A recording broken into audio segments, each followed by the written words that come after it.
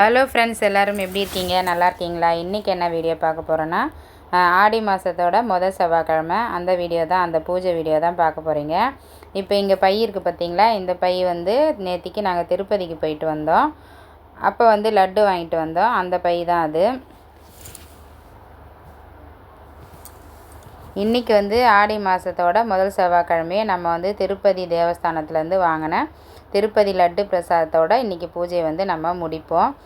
இன்றைக்கி வந்து நெய்வேத்தியமாக நம்ம வாங்கிட்டு வந்த லட்டை வச்சு பூஜை செஞ்சிடலாம்.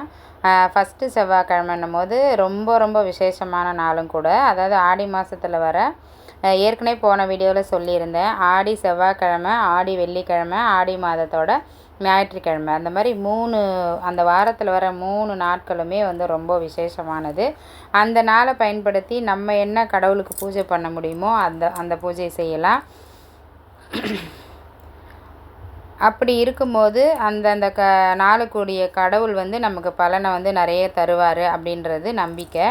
அதனால தான் வந்து ஒவ்வொரு செவ்வாய்க்கிழமையும் நமக்கு எப்போவுமே செவ்வாய்க்கிழமைன்னா முருகர் தான். அதுவும் ஆடி மாதத்தில் வர செவ்வாய்க்கிழமை வந்து அம்பாளுக்கும் உகந்தது. முடிஞ்ச வரைக்கும் நீங்கள்லாம் வந்து அம்மன் கோயிலுக்கு போயிட்டு வாங்க. அம்பாளுக்கு வந்து அலங்காரம் பண்ணியிருப்பாங்க, ரொம்ப அழகாகவே இருக்கும். அதுக்கப்புறம் பார்த்திங்கன்னா இன்றைக்கி வந்து பிரதோஷம் கூட, அதாவது செவ்வாய் பிரதோஷம். இப்போ வந்து நிறைய பேருக்கு கடன் இருக்குது, அதை அடைக்கவே முடியல, தீரவே மாட்டேங்குது அப்படின்னு நினைக்கிறவங்க கண்டிப்பாக பிரதோஷத்துக்கு சிவன் கோயிலுக்கு வந்து பாருங்கள். நம்ம வந்து நம்மளால் முடிஞ்ச சின்ன சின்ன விஷயங்களை வந்து நம்ம வாழ்க்கையில் வந்து செஞ்சுக்கிட்டே வந்தோம்னாக்கா நமக்கு வந்து அதனுடைய பலன் வந்து நமக்கு கண்ணுக்கு தெரியாமல் நமக்கு வந்து சேரும். அதனால தான் நம்ம முன்னோர்கள் சொல்லியிருக்காங்க இல்லையா, பிரதோஷம், அப்புறம் பௌர்ணமி, அமாவாசை, அதுக்கப்புறம் தேய்பிறை அஷ்டமி, அந்த மாதிரி மாதத்தில் நிறைய நாட்கள் வந்து நமக்கு தேவையான விஷயங்களை அடையிறதுக்கு உரிய திதிகளும் இருக்குது. அதில் ஒன்று தான் இந்த பிரதோஷம் அப்படின்றது. கண்டிப்பாக பிரதோஷத்துக்கு யாரெல்லாம் போகிறீங்கன்னு சொல்லுங்கள். நான் வந்து தொடர்ந்து பிரதோஷத்துக்கு போவேன். லிங்கத்துக்கு அபிஷேகம் பண்ணும்போது, சிவலிங்கத்துக்கு அபிஷேகம் பண்ணும்போது உட்காந்தேன்னா அதோட அலங்காரம் முடிஞ்சு, அதுக்கப்புறம் நந்தி பகவான் வந்து சிவனும் பார்வதியும் சுமந்து கோவிலுக்குள்ளவே சுற்றி வருவாங்க. அந்த தீபார்த்தனை முடிகிற வரைக்கும் இருந்து பார்த்துட்டு தான் வருவேன். கண்டிப்பாக டைம் இருக்கிறவங்க பிரதோஷத்தன்னைக்கு ஈவினிங் அந்த 4 to 6 அந்த டைம் தான் வந்து பிரதோஷ வேலையும் சொல்லுவாங்க. அந்த நேரத்தில் நம்ம சிவன் கோயிலில் இருந்தோம்னாக்கா, பூஜையை பார்த்தோம்னாக்கா நமக்கு என்னென்ன தோஷங்கள் இருந்தாலும் அத்தனையும் சரியாயிடும் அப்படின்றது நம்பிக்கையும் கூட. முன்னோர்கள் நமக்கு எப்போவோ சொல்லி வச்சுருக்காங்க. அது இப்போ வந்து யூடியூப் வந்ததுனால நிறைய பேருக்கு நிறைய விஷயங்கள் தெரியுது. அப்படி நான் வந்து பிரதோஷத்துக்கு போகிறது வந்து கொரோனாவுக்கு முன்னாடியிலேருந்தே நாங்கள் வந்து பிரதோஷத்துக்கு கண்டிப்பாக நான் போயிட்டு வந்துடுவேன். ஆனால் ரொம்ப நேரம் இருக்க முடியாது. அப்போ பசங்க வந்து சின்ன பசங்களாக இருந்தாங்க. அதனால் வந்து அவங்கள கூட்டிகிட்டு போய் அவ்வளோ நேரம் உட்கார முடியாது. அதனால் நான் வந்து ஆரத்தி காட்டுவாங்க இல்லையா, 6:30 மணிக்கு தீபார்த்தனை காட்டுவாங்க. பிரதோஷம் சிவலிங்கக்கு அபிஷேகம் முடித்து அலங்காரம் பண்ணி தீபார்த்தனை பண்ணுவாங்க. அப்போ வந்து நான் வந்து அட்டன் பண்ணிவிட்டு பசங்களை கூட்டின்னு போயிட்டு தீபார்த்தனை பார்த்துட்டு பிரசாதம் வாங்கிட்டு வீட்டுக்கு வந்துடுவேன்.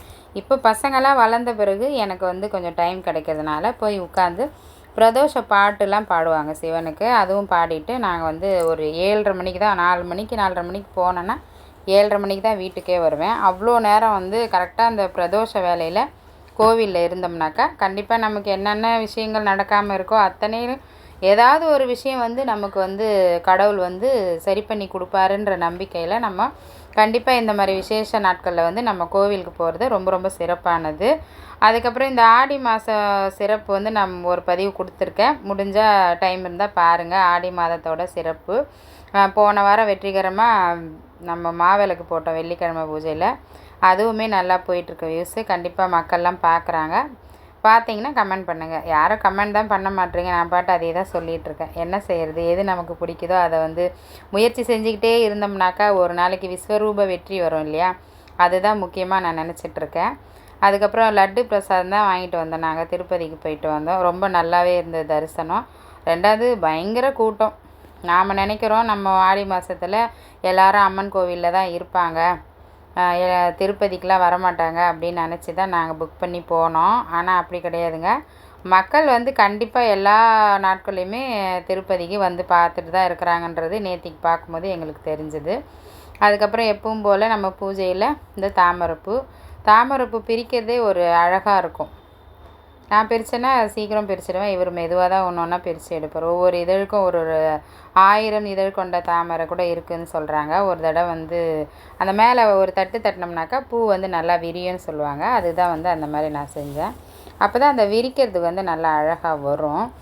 அதுக்கப்புறம் யாரெல்லாம் முருகர் கோயிலுக்கு போயிட்டு வந்தேன்னு சொல்லுங்கள். யாரெல்லாம் வந்து முருகர் கோவிலுக்கு போயிட்டு வந்தேன்றதை சொல்லுங்கள். நான் வந்து போக முடியல, பிரதோஷத்துக்கு போனதுனால முருகரை இன்றைக்கி பார்க்கவே இல்லை. ஏன்னா நான் வந்து ஈவினிங்கே 4 மணிக்கே போயிட்டேன் இல்லையா கோவிலுக்கு. அதனால் முருகருக்கு வேல்மாறலும் படிக்கலை, முருகர் கோவிலுக்கும் போகல. இந்த மாதத்தில் ஒரு நாள் கண்டிப்பாக போயிட்டு வந்துடணும் வடபழனிக்கு. ஆடி கிருத்திகைன்றது 2 வருதுன்னு சொல்கிறாங்க. நான் வந்து முதல் கிருத்திகையை வந்து நான் கும்பிட்டுட்டேன். ஞாயிற்றுக்கிழமை எங்கள் வீட்டில் ஆடி கிருத்திகை கும்பிட்டுட்டேன். ஏன்னா இன்னொரு கிருத்திகையில் வந்து நம்ம கிருஷ்ண ஜெயந்தி வருது. எங்கள் வீட்டில் நான் வந்து கிருஷ்ண ஜெயந்தி ரொம்ப சிறப்பாகவே செய்வேன். ஏன்னா பட்சனெல்லாம் காலையிலேருந்து செய்ய ஆரம்பித்து ஈவினிங் பூஜை பண்ணுவேன். சரி, நம்மளால் அன்றைக்கி வந்து கிருத்திகை கும்பிட முடியாது அப்படின்றதுனால நான் வந்து ஞாயிற்றுக்கிழமையே கிருத்திகை வழிபாடு செஞ்சுட்டேன். அதுவுமே ஷார்ட்ஸ் போட்டிருந்தேன், பார்க்காதவங்க பாருங்கள். இப்போ வந்து ஓம் சரவண பவ கோலம் போட்டாச்சு. இதுக்கப்புறம் நம்ம வெற்றிலை தீபம் போட்டுருவோம். எல்லாமே கொஞ்சம் அவசரமாக தான் செஞ்சிட்ருக்கோம். ரொம்ப லேட் ஆகிடுச்சு பூஜை பண்ணுறதுக்கு. ஏன்னா நாங்கள் வந்து திருப்பதிக்கு போயிட்டு வந்ததே நைட்டு ரொம்ப லேட் ஆகிடுச்சு. அதனால் காலையில் எந்திரிக்கிறது ரொம்ப டிலே ஆகிடுச்சு. இருந்தாலும் நம்ம பூஜையை விடக்கூடாதுன்னு சொல்லி ஆளாக ஒரு வேலை செஞ்சு நாங்கள் வெற்றிலை தீபம் வழிபாடு பண்ணிட்டோம். ஏன்னா முருகரை பொறுத்த வரைக்கும் அவரை விடாமல் பிடிச்சோம்னா தான் நமக்கு நிறைய அருள் கொடுப்பாரு. அப்புறம் இப்போ பாருங்கள், இந்த வெற்றிலை தீபம் போடுறதுக்கு நான் வெற்றிலை எடுத்து காம்பு கிள்ளி வச்சா 5 வெத்தலை தான் இருக்குது. அது இன்னொரு வெத்தலை இல்லைன்ட்டாங்க. அதாவது 5 தான் வாங்கிட்டு வந்திருந்தார். அதை வச்சு எப்படி நம்ம 6 வெத்தலை வச்சு தானே ஏற்றணும் முருகருக்கு. 5 தான் இருந்தது. மறுபடியும் போயிட்டு அவங்க வாங்கிட்டு வந்தாங்க. வேறு வழி கிடையாதுல்ல. ஒரு விஷயம் செஞ்சோம்னாக்கா கரெக்டாக செய்யணும். அப்போ தான் வந்து நமக்கு கரெக்டான பலன் கிடைக்கும்ன்றது என்னோடய நம்பிக்கை. என்ன தான் நமக்கு தெரிஞ்சதை செய்கிறோன்னு சொன்னாலும் ஒவ்வொரு பூஜைக்கு ஒரு நியதி இருக்கும்ல. இது இப்படி தான் பண்ணணும்னு இருக்கும். அதை நம்ம இஷ்டத்துக்கு மாற்ற முடியாதுன்னு போன வீடியோவில் கூட சொல்லியிருந்தேன். அந்த மாதிரி தான் இன்றைக்கி வந்து 5 வெத்தலை தான் இருந்தது. இருந்தாலும் மறுபடியும் அனுப்பி 6 வெத்தலை சேர்த்து நான் வந்து வெற்றிலை தீபம் போட்டேன். அதுக்கப்புறம் வந்து பூக்களோட விலைலாம் வந்து ரொம்ப ஜாஸ்தியாக இருக்குது. உங்கள் ஊர்லலாம் எவ்வளோ விற்கிது பூ அப்படின்னு சொல்லுங்கள். ஏன்னா இந்த வாட்டி பூஜை வந்து நிறைவாக இல்லை, பூக்கள் வந்து கம்மி தான், நிறைய இல்லை. அதுக்கப்புறம் இன்றைக்கி முருகரை பற்றி பார்க்கலாம் ஒரு விஷயம். இப்போ வந்து வேலூரில் ஒரு முருகரை கண்டுபிடிச்சாங்க. அதாவது சுயம்புவாக ஒரு முருகர் வந்திருக்காரு அப்படின்னு சொல்லி ஒருத்தர் வந்து அந்த ஊரில் சாமி ஆடி சொல்லி அதுக்கப்புறம் அவர் சொன்ன இடத்துல போய் பார்த்தா முருகர் இருந்ததாகவும் அதை வந்து வீடியோவாக வந்து சோஷியல் மீடியாவில் இப்போ போட்டுக்கிட்டு இருக்காங்க. அதை வந்து நானுமே பார்த்தேன்.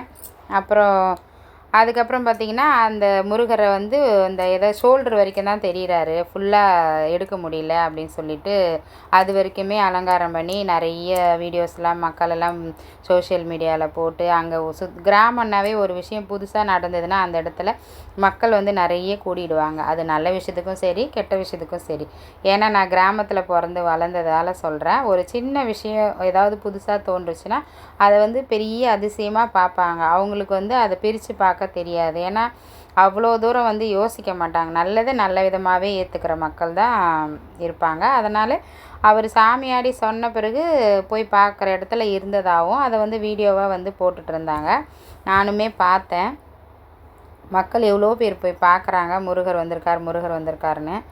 இப்போ சொல்லப்போனால் முருகர் யுகம்னு சொல்கிறாங்கள்ல, அதோட அடுத்த கட்டமாக கூட இருக்கலாம். ஏன்னா முருகர் எல்லா இடத்துலையும் முருகர் இருக்காருன்றது மக்கள் நம்ப ஆரம்பிச்சிட்டோம். ஆனால் அதுவும் நல்ல விஷயந்தான். நல்ல விஷயம் எவ்வளோ தூரம் பெருசாக சொன்னாலும் அது நல்லதுக்காக தான் இருக்கும். இனி வரும் தலைமுறைக்கு வந்து நம்ம முருகரை வந்து நிறைய சொல்லி கொடுக்க வேண்டியதே கிடையாது. ஏன்னா எல்லாருமே வளரும் போதே குழந்தைங்க வந்து முருகரை பற்றின விஷயங்கள் தெரிஞ்சுக்கிட்டே தான் வளர்ந்துக்கிட்டு வராங்க.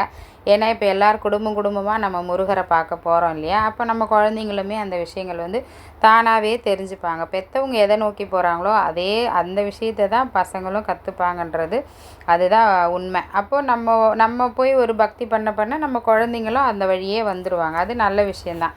தேவையில்லாத இடத்துக்கு தான் நம்ம போகக்கூடாது, அதே பசங்களுக்கு வந்துடும்னு நம்ம பயப்பட வேண்டியது.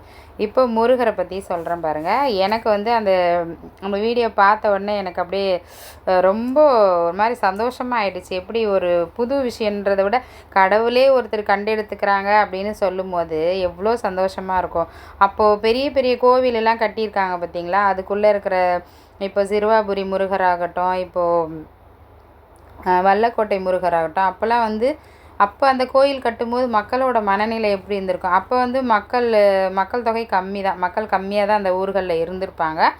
ஆனாலுமே ஒரு விஷயம் புதுசாக வச்சு அதை வந்து பெரிய கோவிலாக கட்டி நிறைய விசேஷங்கள்லாம் பண்ணும்போது அந்த காலகட்டத்தில் நம்ம இருந்தோம்னாக்கா அவ்வளோ பெரிய முருகர்லாம் நம்ம வந்து அதிசயமாக இப்படி தான் மக்கள் பார்த்துருப்பாங்கன்னு நினைக்கிறேன். அப்படி தான் வந்து இன்றைக்கி வந்து அந்த முருகரை பார்க்குறாங்க.